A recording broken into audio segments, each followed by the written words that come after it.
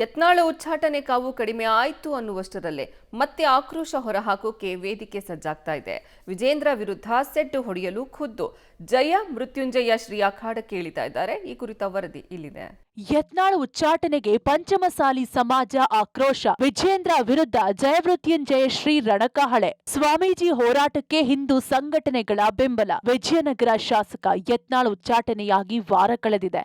ಆದರೂ ಕೂಡ ವಿಜಯಪುರ ಜಿಲ್ಲೆ ಸೇರಿದಂತೆ ರಾಜ್ಯದ ಹಲವೆಡೆ ಯತ್ನಾಳ್ ಪರ ಪ್ರತಿಭಟನೆಗಳು ನಡೆಯುತ್ತಲೇ ಇವೆ. ಇದರ ಜೊತೆಗೆ ಇದೀಗ ವಿಜೇಂದ್ರಗೆ ಸೆಡ್ಡು ಹೊಡೆಯಲು ಖುದ್ದು ಜಯಮೃತ್ಯುಂಜಯ ಸ್ವಾಮೀಜಿ ಅಖಾಡಕ್ಕಿಳಿದಿದ್ದಾರೆ. 2A ಮೀಸಲಾತಿಗಾಗಿ ಹೇಗೆ ರಾಜ್ಯ ಸುತ್ತಿದರೋ ಅದೇ ಮಾದರಿಯಲ್ಲಿ ಯತ್ನಾಳ್ ಪರವಾಗಿ ಬೃಹತ್ ಹೋರಾಟಕ್ಕೆ ಸುತ್ತುತ್ತಿದ್ದಾರೆ. ಜಿಲ್ಲೆ, ತಾಲೂಕು ಕೇಂದ್ರಗಳಲ್ಲಿ ಹೋರಾಟಕ್ಕೂ ಮುನ್ನ ಪೂರ್ವಭಾವಿ ಸಭೆ ನಡೆಸಲಾಗ್ತಿದ್ದು ಹೋದಲ್ಲೆಲ್ಲ ಉತ್ತಮ ಬೆಂಬಲ ಸಿಗ್ತಿದೆ. ನಮ್ಮ ಹೋರಾಟ ಬಿಜೆಪಿ ಪಕ್ಷದ ವಿರುದ್ಧ ಹೋರಾಟ ಅಲ್ಲ, ಪ್ರಧಾನಮಂತ್ರಿಗಳು ಅಮಿತ್ ಶಾ, ನಡ್ಡಾ ವಿರುದ್ಧ ಹೋರಾಟವಲ್ಲ. ನಮ್ಮ ಉತ್ತರ ಕರ್ನಾಟಕದ ಒಬ್ಬ ನಾಯಕತ್ವವನ್ನು ಕುತಂತ್ರ ಮೂಲಕ ಇಳಿಸಿರ್ತಕ್ಕಂಥ ಕೃತ್ಯಕ್ಕೆ ನಮ್ಮ ಖಂಡನಿದೆ. ಆ ಒಂದು ಉಚ್ಚಾಟನೆ ಆದೇಶವನ್ನು ರದ್ದುಪಡಿಸಬೇಕೆನ್ನುವಂಥದ್ದು ಅಷ್ಟೇ ನಮ್ಮ ಒತ್ತಾಯ.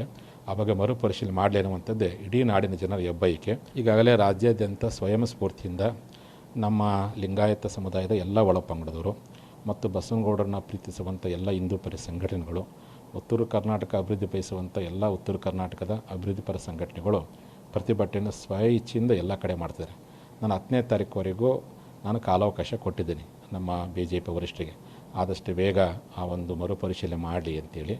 ಅವ್ರು ಏನಾದರೂ ಅದಕ್ಕೆ ಸ್ಪಂದನೆ ಮಾಡದೆ ಹೋದರೆ 13ನೇ ತಾರೀಕಿಗೆ ಬೆಳಗಾವಿ ಮಹಾನಗರದಲ್ಲಿ ಅಥವಾ ಯಾವ ಭಾಗದಲ್ಲಿ ಮಾಡಬೇಕು ಅನ್ನೋದನ್ನು ಚರ್ಚೆ ಮಾಡ್ತಿದ್ದೀವಿ. ಸ್ವಾಮೀಜಿಗಳ ಈ ಹೋರಾಟಕ್ಕೆ ವಿವಿಧ ಹಿಂದೂಪರ ಸಂಘಟನೆಗಳು, ಹಲವು ಸಮಾಜದವರು ಸಾಥ್ ನೀಡುತ್ತಿದ್ದಾರೆ. ಇನ್ನು ನಮ್ಮ ಹೋರಾಟ ಬಿಜೆಪಿ ಪಕ್ಷ, ಪ್ರಧಾನಿ ಮೋದಿ, ಅಮಿತ್ ಶಾ ವಿರುದ್ಧ ಅಲ್ಲ, ಯತ್ನಾಳ್ ಉಚ್ಚಾಟನೆಗೆ ಕುತಂತ್ರ ಮಾಡಿದ ಬಿಜೆಪಿ ರಾಜ್ಯಾಧ್ಯಕ್ಷ ವಿಜೇಂದ್ರ ವಿರುದ್ಧ ಅಂತ ಸ್ಪಷ್ಟಪಡಿಸಿದ್ದಾರೆ. ಇನ್ನು ಸ್ವಾಮೀಜಿಗಳು ಗಡುವು ನೀಡಿದಂತೆ ಈ ತಿಂಗಳ 10ರ ಒಳಗಾಗಿ ಬಿಜೆಪಿ ಯತ್ನಾಳ್ ಅವರ ಉಚ್ಚಾಟನೆ ಮರುಪರಿಶೀಲನೆ ಮಾಡಬೇಕು.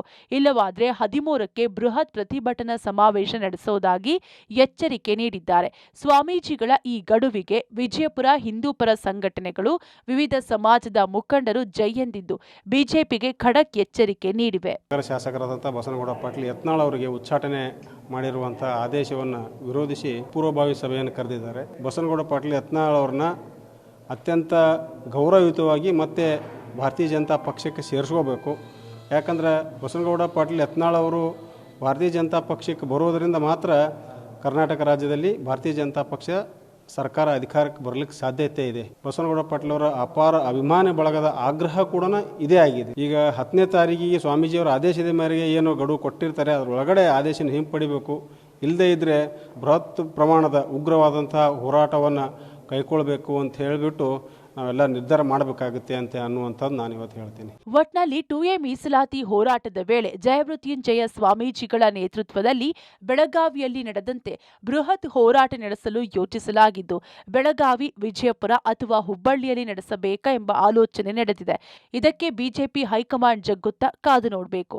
Purushottam, public TV, Vijayapura.